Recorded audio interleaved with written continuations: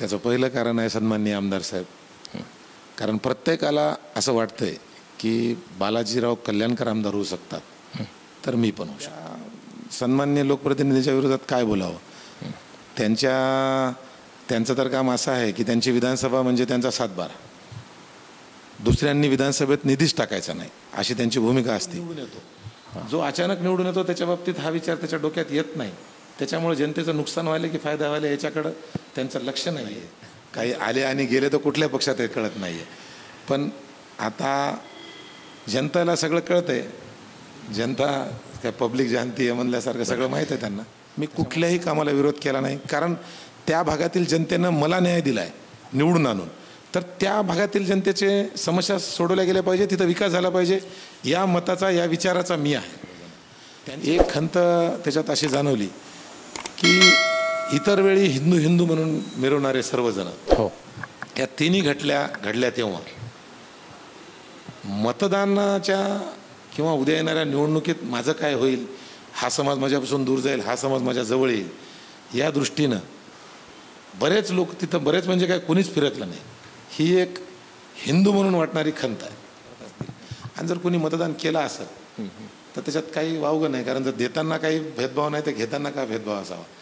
त्यांचे विचार वेगळे आहेत. आम्ही जर दुसऱ्या कुठल्या माध्यमातून जाऊन जर निधी आणण्याचा प्रयत्न केला, दुसऱ्या कुठल्या नेत्यांनी आम्हाला जर निधी दिला, तर सन्माननीय लोकप्रतिनिधी आमच्या कामावर जाऊन स्टे घेतात. त्याच्यामुळे उद्या माझ्या निवडणुकीत उभा टाकल्यानंतर कोण काय करेल, हे काय करेल, ते काय करेल म्हणून घरात बसणारा मी नाही आहे. कारण मी पहिलेपासूनच संघटनेतला आहे आणि मी संघटनेतला कार्यकर्ता असल्यामुळं आणि वेगळ्या विचारसरणीच्या लोकांच्या हाताखाली लहानाचा मोठा झाल्यामुळं माझी विचारसरणी मी बदलू शकतो. ज्या विधानसभेत मी निवडणूक लढवू इच्छितो त्या विधानसभेतील प्रत्येक मतदाराला माहीत आहे की मी त्यांच्यासाठी मतदान मागायला आलो. वेळेवर आलेले उमेदवार सोडून पूर्ण वेळ राहिलेले उमेदवार कोण आहेत ते कुणीही असतील, मीच असेल असं म्हणत नाही. माझ्यापेक्षाही सक्षम वेळ देणारा, काम करणारा आणि समाजासाठी झटणारा, विकास निधी खेचून आणणारा जर उमेदवार तुम्हाला वाटला तर तुम्ही त्याला मतदान करा, असं माझं स्पष्ट मत आहे. कुठल्याही पदाधिकाऱ्याला विचारा, महायुतीतील घटक पक्ष म्हणून सर्वात पहिला आणि मोठा भारतीय जनता पक्ष तर सोडा, माझं स्वतःचं असं मत आहे त्या शिंदे गटातल्या सर्व पदाधिकाऱ्यांसोबत त्यांचं विचारविनिमय नाही आहे, ते त्यांच्यासोबत नाही आहेत किंवा ते कुणाचं ऐकून घेतात असं मला म्हणजे माझं स्वतःचं स्पष्ट मत आहे. कचरा, पाणी, लाईट या तिन्ही मुद्द्यावर आजच्या घडीला महापालिका सपशेल फेल आहे. आणि त्या निधीचं काय गोडबंगाळ झालं आहे याच्या बाबतीत मी इथे बोलणं योग्य नाही. तेव्हा मोर चौक ते विशाल नगर पाटी हा रस्तासुद्धा उकरून ठेवला आहे. शहरात किती रस्ते आहेत जे उकरून ठेवले जातात. त्याच्या 10 वर्ष एक रस्ता होत नाही, हे कुठंतरी फेल्युअर आहे का? आपल्याला काय वाटतं? मध्ये रस्ते PWD मिनिस्टर अशोकराव चव्हाण साहेब झाल्यानंतर निधी जास्त येईल म्हणून नांदेडच्या काही अधिकाऱ्यांनी, कर्मचाऱ्यांनी रस्ते PWDला दिले.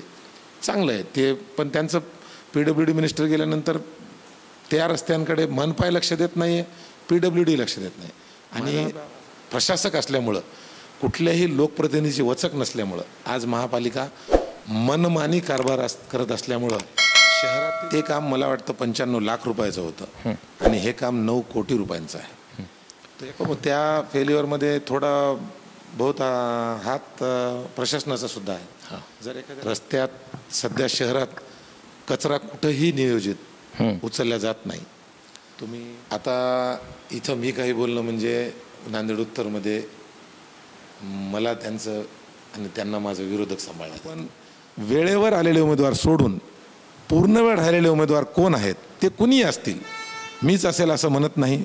माझ्यापेक्षाही सक्षम वेळ देणारा, काम करणारा आणि समाजासाठी झटणारा, विकास निधी खेचून आणणारा जर उमेदवार तुम्हाला वाटला तर तुम्ही त्याला मतदान करा, असं माझं स्पष्ट मत आहे. आणि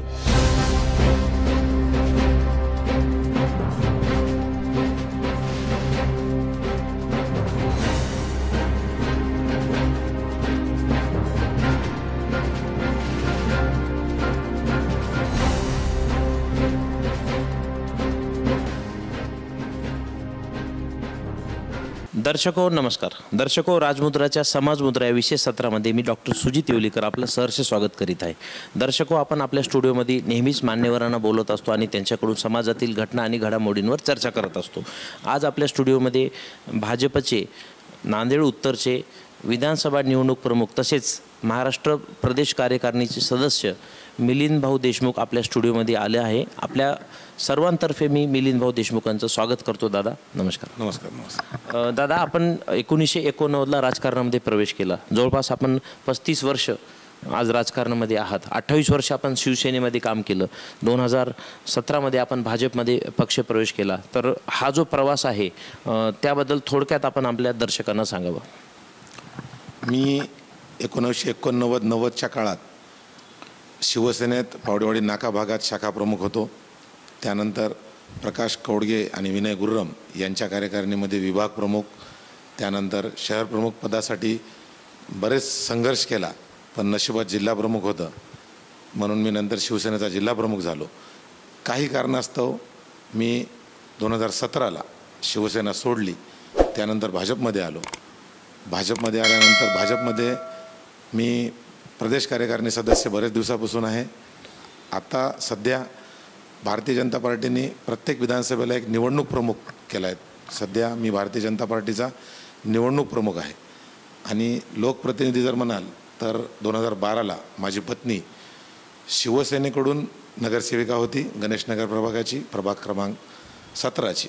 आणि आत्ता भारतीय जनता पार्टीकडून नगरसेविका माझी होती, कारण आता कार्यकाल संपलेला असल्यामुळं, प्रशासक असल्यामुळं प्रभाग क्रमांक 6ची भारतीय जनता पार्टीची नगरसेविका आहे. बरं दादा, आत्ताच लोकसभा निवडणूक झाली एप्रिलमध्ये आणि जूनमध्ये निकाल देखील लागलेत. तर अशोक चव्हाण साहेबांचा भाजपमध्ये जो पक्षप्रवेश आहे तो पथ्यावर पडला नाही का? किंवा नांदेडची जी सीट आपली गेली त्याचे काय कारणे असतील?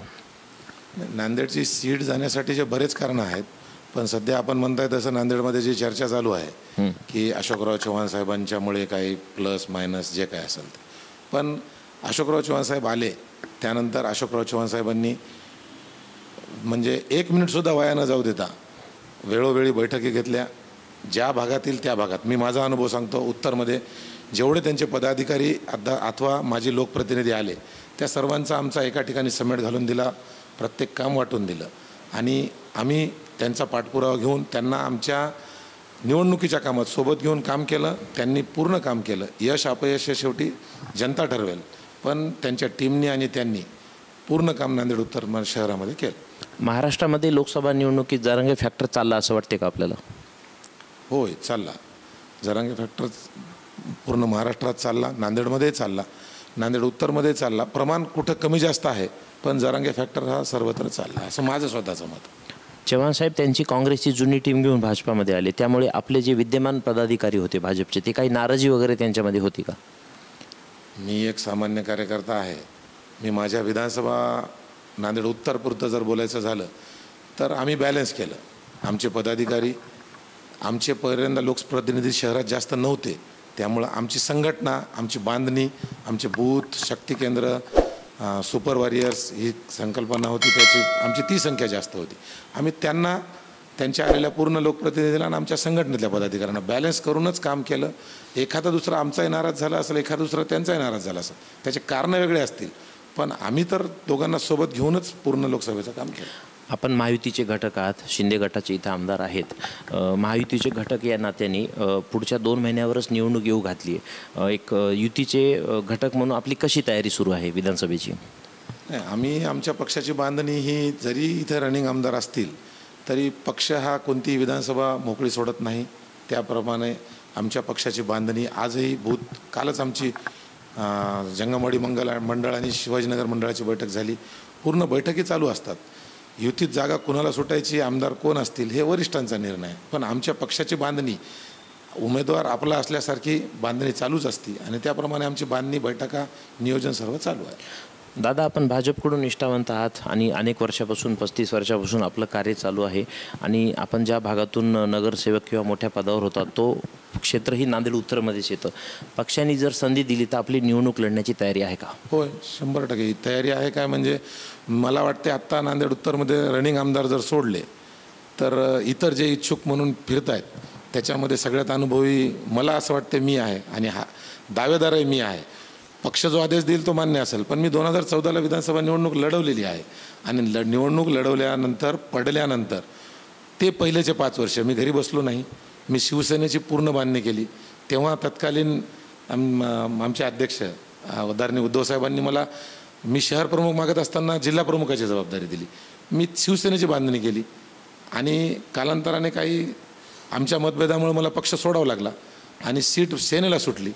मी भाजपमध्ये आलो. शिवसेनेचं काम, त्या उमेदवाराचं काम आम्ही भारतीय जनता पार्टीचे पदाधिकारी आणि शिवसेनेची बांधणी केलेली मीच असल्यामुळं दोन्हीचं काम तेव्हाही कुठल्याही पद्धतीनं नाराज होऊन घरात बसलो, माझं तिकीट कटलं हे न बाळगता मी माझी पक्षाची आणि तेव्हा हिंदुत्वाशी एकनिष्ठा म्हणून हिंदुत्वादी पक्षासोबत काम केलं आणि बालाजीराव कल्याणकर निवडून आणत असताना तेव्हाची सेना आणि भारतीय जनता पार्टी, मोदी साहेबामुळे आणि देवेंद्र फडणवीस साहेबामुळे मोठा भाऊ तो असला तरी नंतर कालांतराने संघटनेत मोठा भाऊ माझ्या माहितीप्रमाणे, माझ्या अभ्यासाप्रमाणे भारतीय जनता पार्टी झाली होती आणि नांदेड उत्तरमध्ये भारतीय जनता पार्टीचीच संघटनात्मक बांधणी जास्त होती. आम्हीसुद्धा काम केलं, त्यांना निवडून आणलं आणि त्यानंतरचे 5 वर्षे आता परत त्यांनी जरी आमदार झाले तर मी भाजपचं काम संघटनात्मक सोडलं नाही. मी पूर्वीचाच संघटनेतला आहे. मी मला संघटनेतलंच काम मला आवडते. त्यामुळं मी बांधणी तेव्हाही केली, आत्ताही केली. म्हणून मला असं वाटते की मलाही पक्षानं संधी दिली तर मी निवडणूक लढवायला तयार आहे. पूर्ण अभ्यास पूर्ण तयार आहे.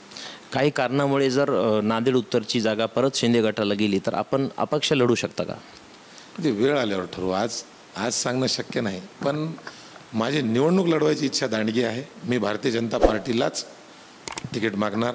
भारतीय जनता पार्टीने जर काही कुठल्या साट्यालोट्यात, कुठल्या अदलाबदलीत जर भारतीय जनता पार्टीला ही सीट सुटावी अशी भारतीय जनता पार्टीच्या बूथ प्रमुखापासून वरिष्ठ नेत्यापर्यंतची आमची नांदेड उत्तरमधली मागणी आहे.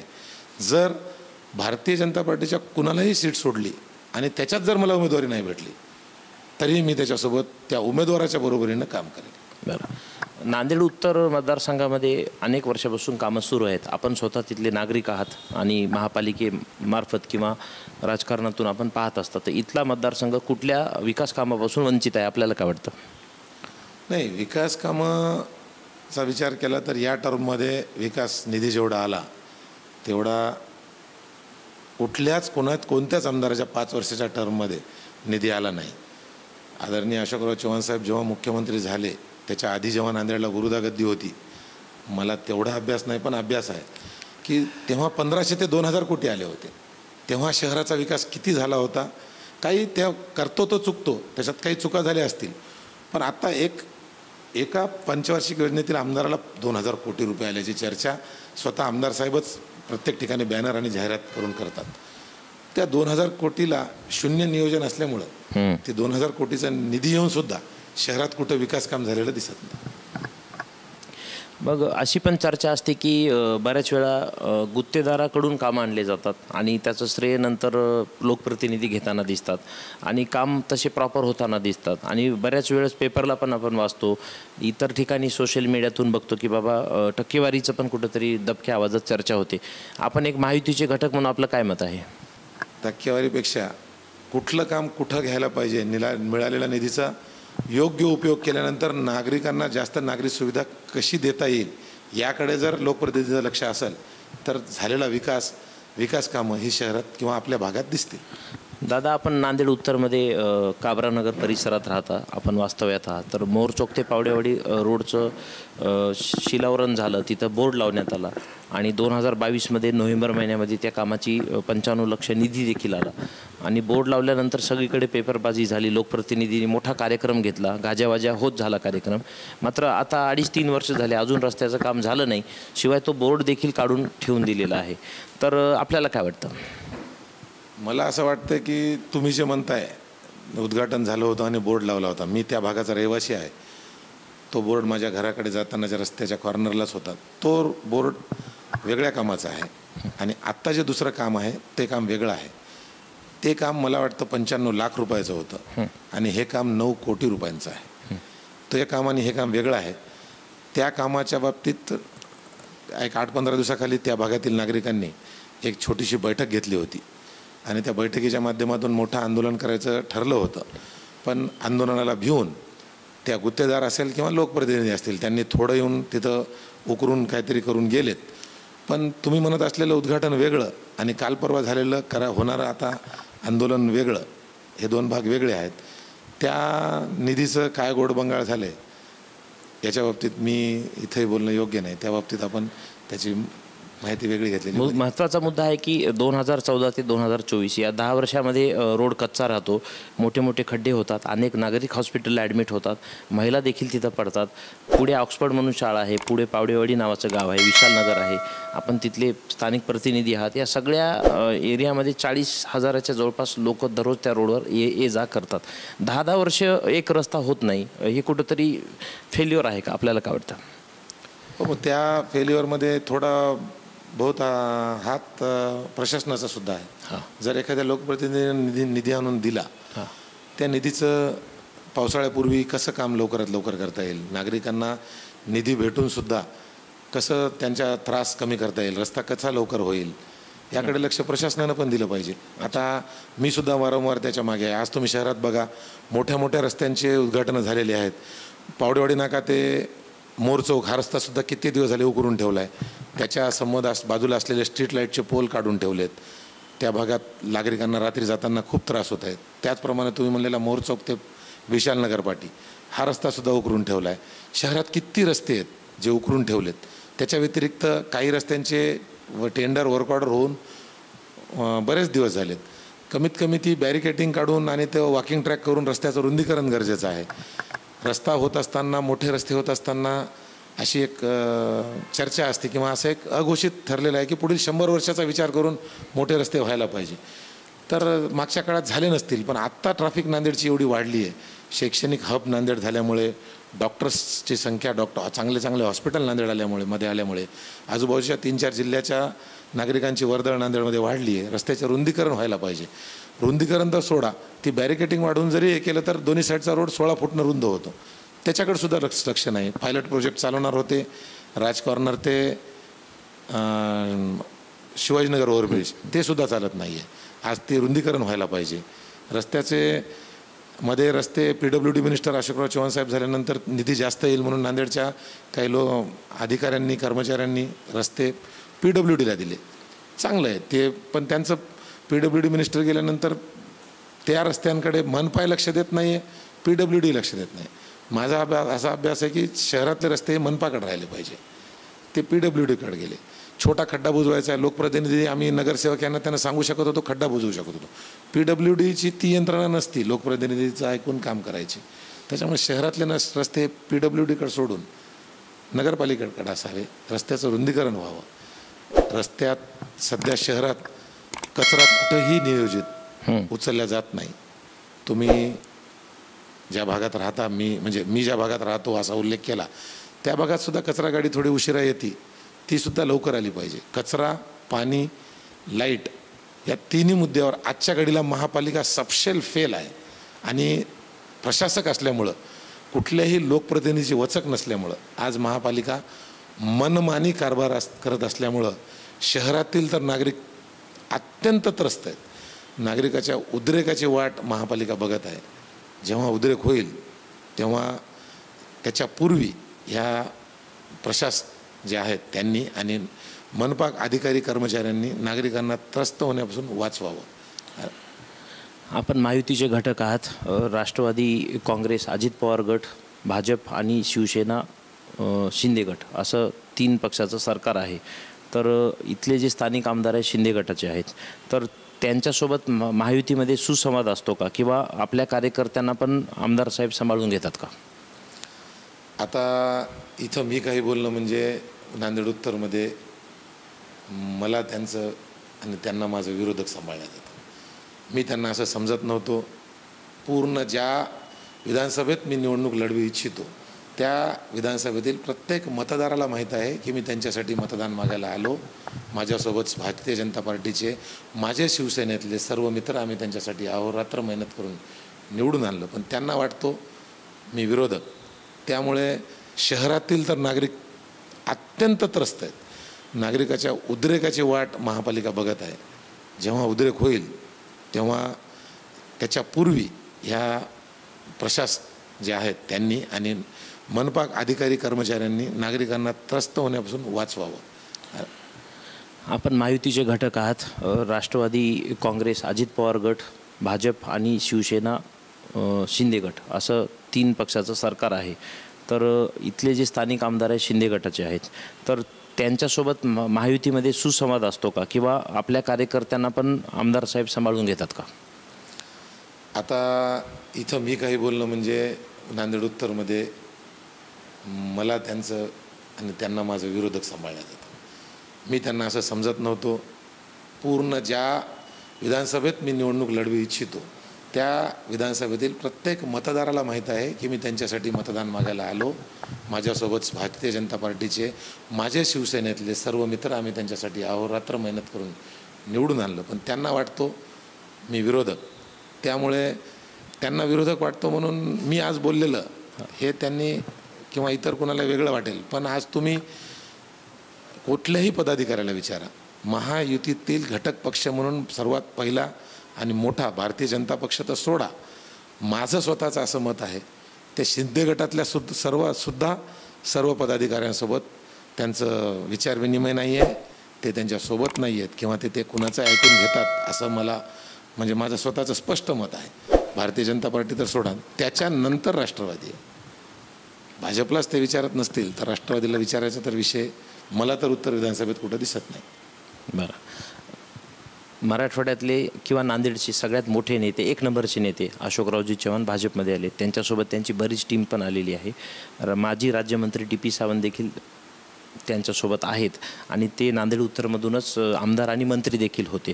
भविष्य काळात जर भाजपनी DP सावंतांना जर तिकीट दिलं तर आपण त्यांचा प्रचार करणार आहात का? आम्ही प्रथमतः सर्वजण, आमच्या सर्व पदाधिकाऱ्यांची, कार्यकर्त्यांची, भाजपवर प्रेम करणाऱ्या सर्व मंडळींची अशी इच्छा आहे की ही विधानसभा भारतीय जनता पार्टीला सुटली पाहिजे.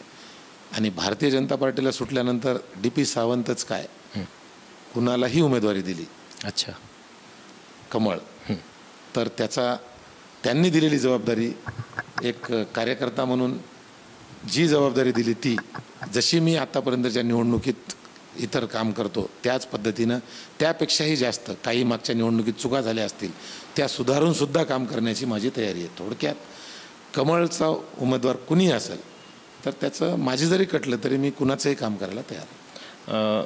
अनेक मतदारसंघात महाराष्ट्रामध्ये 288 मतदारसंघात अनेक इच्छुक आहेत, परंतु हा एकमेव असा मतदारसंघ आहे की इथे इच्छुकांची संख्या अर्धा डझनपेक्षा जास्त आहे, 7-8, 10च्या घरात पोचलेली आहे. त्याचं नेमकं काय कारण असेल, आपल्याला काय वाटतं? त्याचं पहिलं कारण आहे सन्माननीय आमदार साहेब. कारण प्रत्येकाला असं वाटतंय की बालाजीराव कल्याणकर आमदार होऊ शकतात तर मी पण होऊ शकतो. अच्छा, त्याच्यामुळं नांदेड उत्तरमध्ये प्रत्येकाला वाटतंय की कार्याची गरज नाही, कामाची गरज नाही, मी अमुक आहे म्हणून आमदार होऊ शकतो, मी तमुक आहे म्हणून आमदार होऊ शकतो, माझ्याजवळ पैसे आहेत म्हणून मी आमदार होऊ शकतो. हे नांदेड उत्तरचा ट्रेंड आहे. महायुतीमध्ये काही दिवसाखाली एक नवीन पक्ष आला, अजित पवार गट. तर त्यांच्या येण्यामुळे लोकसभेला थोडाफार त्रास झाला का किंवा नुकसान झालं का भाजपचं, आपल्याला काय वाटतं? नाही, इतर कुठं झालं असेल तर मला माहीत नाही. नांदेड उत्तरमध्ये राष्ट्रवादीची तेवढी मोठी फळी नसल्यामुळं आम्हाला काही जाणवलं नाही. बरं, अशोकराव चव्हाण साहेब आलेली आणि त्यांची टीम, भारतीय जनता पार्टी आणि शिंदे गटातले काही पदाधिकारी, सर्वांनी मिळून आम्हाला कुठली अडचण आली नाही. आम्ही काम केलं. शेवटी यश अपयश आहे मायबाप जनतेच्या हातात. संघाचे जे लिहिणारे मोठे रायटर आहेत, पश्चिम बंगालचे असतील, महाराष्ट्रातले असतील, काल परवा एकाने लिहिलं की अजित पवार यांना घेतल्यामुळे महायुतीला धोका होतोय किंवा जनता नाराज आहे. तर संघाच्या त्या वक्तव्याबद्दल आपण सहमत आहात का? तेवढा विचार करण्याएवढी आमची हे नाही, पण काय सांगावं त्याच्यात, ते नकोच, ते प्रश्न नको. बरं, काल परवाच विधान परिषदेची निवडणूक झाली आणि त्यामध्ये MIMचे 2 समाजवादी पक्ष, अबू आझमी किंवा आपले लोहा कंदारचे आमदार शिंदे, अशा बऱ्याच लोकांनी भाजपला मतदान केलेलं आहे आणि त्यांचा जो शेवटचा उमेदवार होता तो पण निवडून आलेला आहे. 7वा उमेदवार भाजपाचा निवडून आलेला आहे. तर यावरही टीका होत आहे की भाजपांना मुस्लिम मतदान चालतं किंवा आमदारांचं मतदान चालतं, परंतु मग उमेदवारी देताना मुस्लिमांना उमेदवारी दिल्या जात नाही भाजपकडून. यावर आपलं काय मत आहे? मतदान कुणी केलं आहे, कुणी नाही केलं आहे, काय झालं आहे हे काही मला तेवढं माहीत नाही. पण आदरणीय मोदी साहेब असतील, आदरणीय मुख्यमंत्री, दोन्ही उपमुख्यमंत्री साहेब असतील, कोणतीही योजना करताना कुठलीच सामाजिक त्याच्यात तडा ठेवून कुणावर ह्याला दिली पाहिजे याला नाही दिली पाहिजे असं जर करत असतील आणि जर कोणी मतदान केलं असेल तर त्याच्यात काही वावगं नाही. कारण जर देताना काही भेदभाव नाही तर घेताना काय भेदभाव असावा. आणि घेतलंय की नाही, कुणाचं झालंय की नाही झालंय हे मला माहीत नाही, पण तुमच्या प्रश्नाला उत्तर हे देतो की जर सरकार देत असताना भेदभाव करत नसेल तर मतदान घेत असताना भेदभाव कशाला पाहिजे. बरोबर. हिंदुत्वाच्या मुद्द्यावरून शिवसेना फुटली आणि विकासाच्या मुद्द्यावरून राष्ट्रवादी फुटली. हे दोघंही महायुतीमध्ये आले. तर अब्दुल सत्तारही आले आणि आता हसन मुश्रीफ असतील किंवा मग नवाब मलिक आहेत, हे तिन्ही लोक आता महायुतीसोबत आहेत. तर याच्यामध्ये पण दबक्या आवाजात चर्चा आहे की बाबा ह्यांचं कोणतं हिंदुत्व धोक्यात आलं होतं, हे भाजपसोबत आलेत किंवा महायुतीत आलेत. आपलं काय मत आहे? अजून नवाब मलिक साहेब आल्यासारखं मला तर माझ्या तर कुठं निदर्शनास आलेलं नाही. नांदेड शहरामध्ये मागील काही दिवसाखाली 3 घटना घडल्या वेगवेगळ्या आणि याकडे कोणत्याही प्रतिनिधीने लक्ष दिले नाही. आपण एक 35 वर्षे जुने कार्यकर्ते आणि एक समाजाची गाठ बांधलेली असल्यामुळे आपण वेळोवेळी हजर होता. या तिन्ही घटनांवर थोडासा आपण प्रकाश टाकावा. नांदेड शहरामध्ये वर्ल्ड कप इंडियाने जिंकल्याच्यानंतर जल्लोष होत होता. त्या ठिकाणी एक वाद झाला होता, जल्लोषात जाऊन काहीतरी हाणामारी झाली होती. त्यावेळी तिथल्या नागरिकांचे फोन, तो माझ्या वार्डातला विषय असल्यामुळं तिथल्या नागरिकांचा फोन आला. फोन आल्याबरोबर मी ताबडतोब त्या ठिकाणी गेलो. त्यांच्यात तिथे काय झालं, कशामुळं झालं याची शहानिशा करावी आणि योग्य ती कारवाई करावी यासाठी आम्ही ॲडिशनल SP साहेबांना भेटलो, DYSP साहेबांना भेटलो. मी आणि आमचे नेते प्रवीणजी साले होते, बाकी आमच्यासोबत सर्व पदाधिकारी होते. आम्ही सर्वजण गेलो आणि अशा घटना घडू नये आणि अशी घटना घडणंही चूक आहे. समाज कोणतेही असो, देश एक आहे आपला. आपल्या देशाला भारत माता की जय म्हणल्यामुळे किंवा काही ह्याच्यामुळे जर वाद होत असतील तर ते योग्य नाही. त्या दृष्टीनं आम्ही गेलो होतो. योग्य ती कारवाई करायचं आश्वासन दिल्यानंतर आम्ही तिथून निघून गेलो. आणि दुसरी घटना अशी होती की एक अल्पवयीन मुलीला एका विशिष्ट समाजाचा मुलगा एका गाडीत घेऊन बाजूला बसलेला होता आणि त्याबद्दलही मला फोन आला. आणि विशेष म्हणजे त्या दिवशी तर माझा वाढदिवस होता.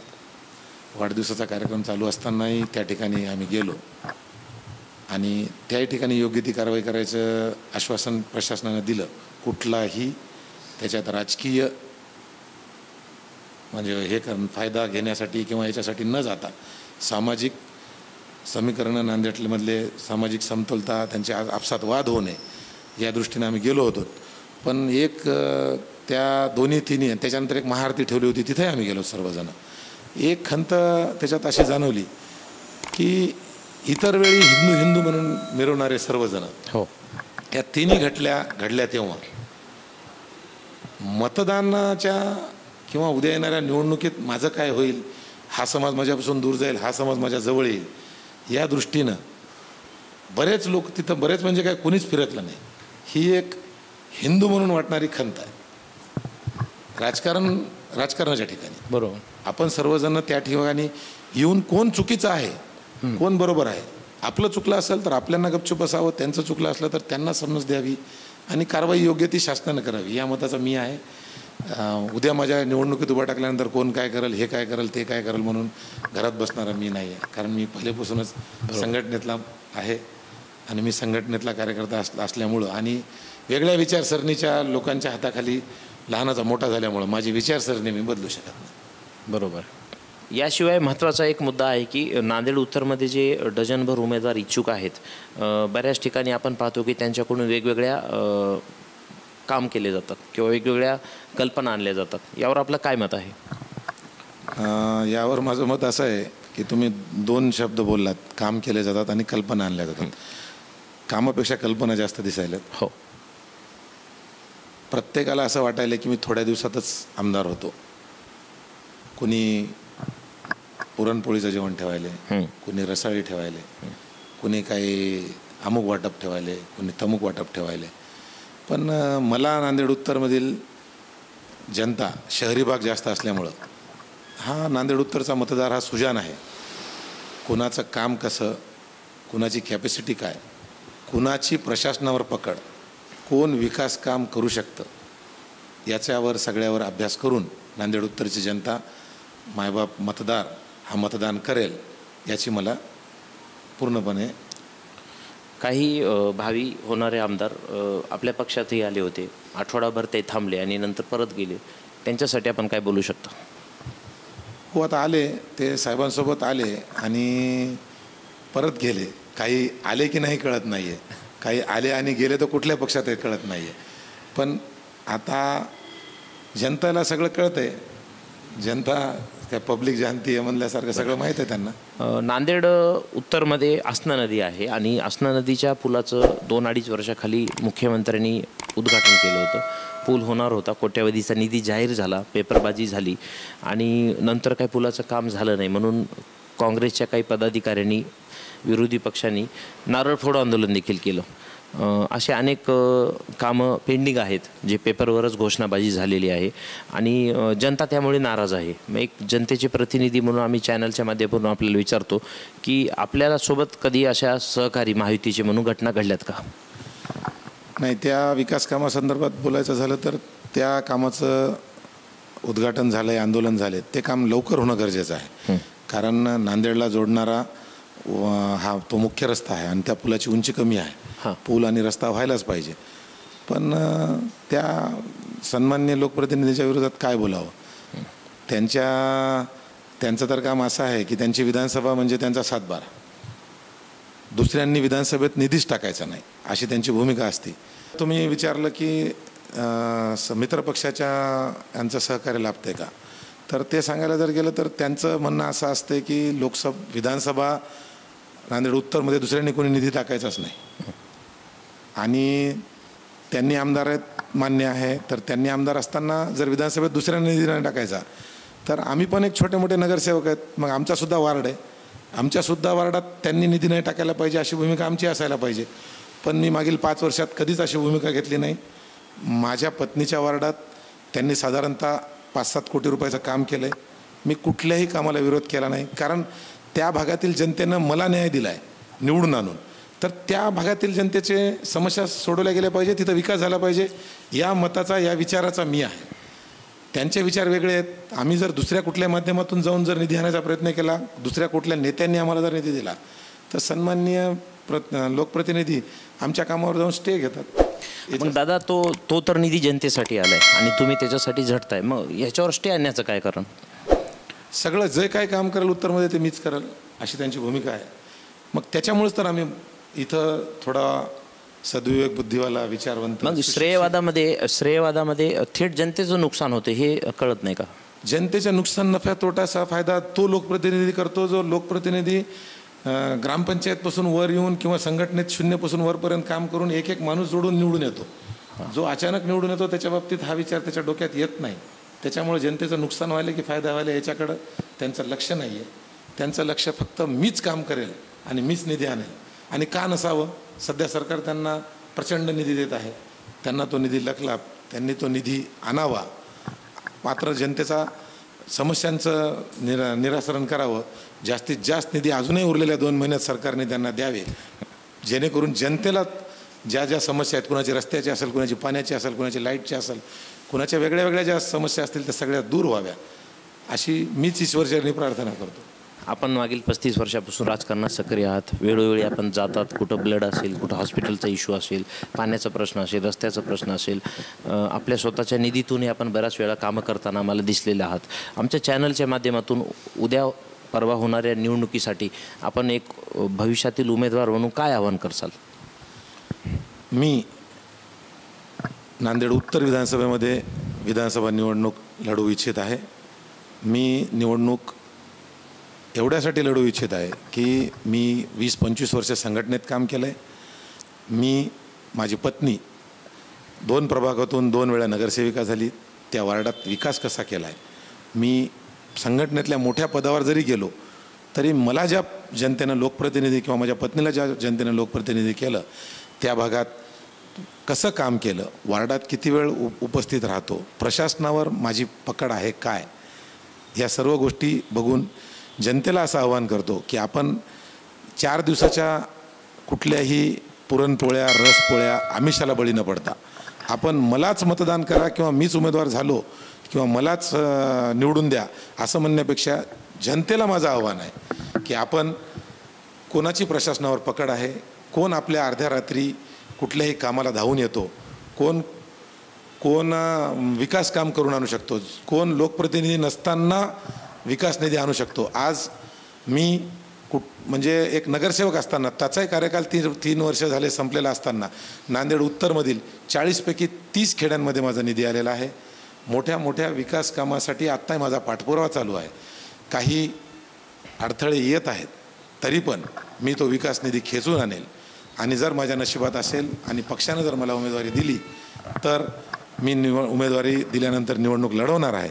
जनतेला माझं कळकळीची विनंती आणि आव्हान आहे की आपण वेळेवर आलेले उमेदवार सोडून पूर्ण वेळ राहिलेले उमेदवार कोण आहेत ते कुणीही असतील, मीच असेल असं म्हणत नाही, माझ्यापेक्षाही सक्षम वेळ देणारा, काम करणारा आणि समाजासाठी झटणारा, विकास निधी खेचून आणणारा जर उमेदवार तुम्हाला वाटला तर तुम्ही त्याला मतदान करा असं माझं स्पष्ट मत आहे.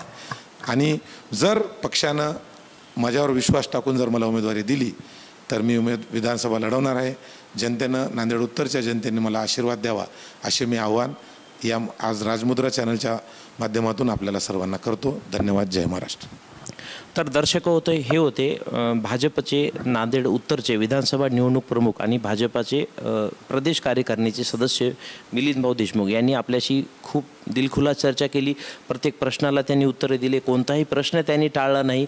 अडचणीच्या प्रश्नाला देखील त्यांनी त्यांच्या खास शैलीमध्ये देखील उत्तर दिले. तर दर्शको, वेळोवेळी आपण मान्यवरांना बोलत जाऊ आणि त्यांच्याकडून माहिती घेत जाऊ. दादा, आपण वेळ दिलात, आम्ही आपले आभारी आहोत. धन्यवाद. धन्यवाद. धन्यवाद. तर दर्शको, मी आपली इथेच रजा घेतो. कुठेही जाऊ नका, बघत राहा फक्त आणि फक्त राजमुद्रा न्यूज लाईव्ह. धन्यवाद. मनोरंजनाचं प्रबोधन, करमणुकीचं उद्बोधन, बातमी अचूक, माहिती बिनचूक. पाहत रहा राजमुद्रा न्यूज लाईव्ह.